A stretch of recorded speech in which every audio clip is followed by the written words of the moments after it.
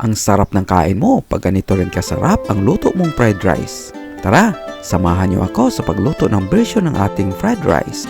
Meron na tayong sinaing, bali 3 cups of cooked rice ito.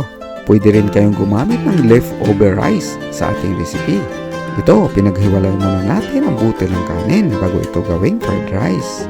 Ito na yung hipon at lagyan natin ng kunting cooking oil.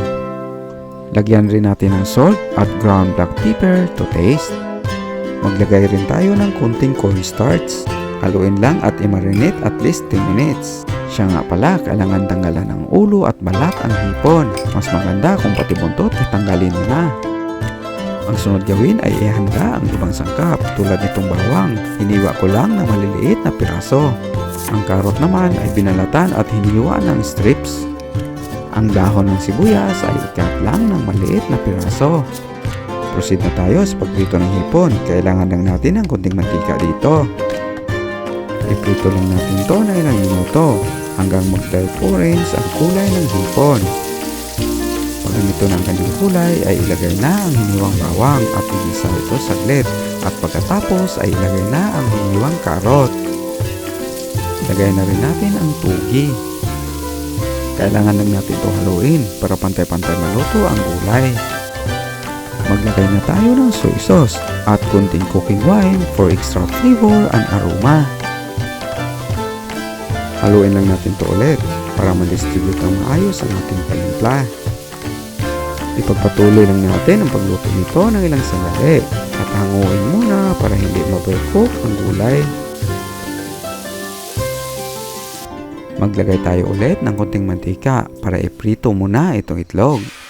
Gawin natin itong scrambled egg para maging masustansya ang ating fried rice. Ilagay na natin ang ating sinaing na bigas. 3 cups po ito na cooked rice. Iprito lang natin ang sinaing kasama ang itlog ng ilang minuto. Haluin lang ng gaya nito hanggang magkahiwa-hiwalay ang mga butil ng kanin. Timplahan ng tuyo at oyster sauce. I-adjust ang apoy sa katamtamang init. Haluin ng maayos ang fried rice hanggang ma-distribute ng maayos ang panimpla. Ilagay na natin ang frozen green peas at hayaan lang ito na maluto ng ilang minuto. Ibalik na natin sa kawali ang hipon at mga gulay.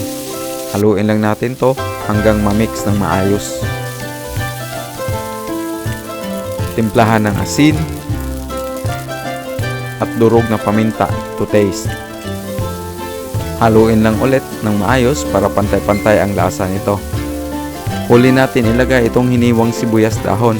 Haluin lang natin ito saglit at tikman bago natin ito iserve.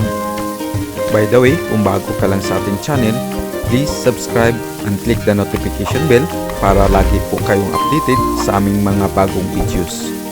Well cook na itong ating recipe, kaya hanguin na natin to at ilipat sa serving dish. Ito na ang version ng ating fried rice na may hipon. Serve and enjoy!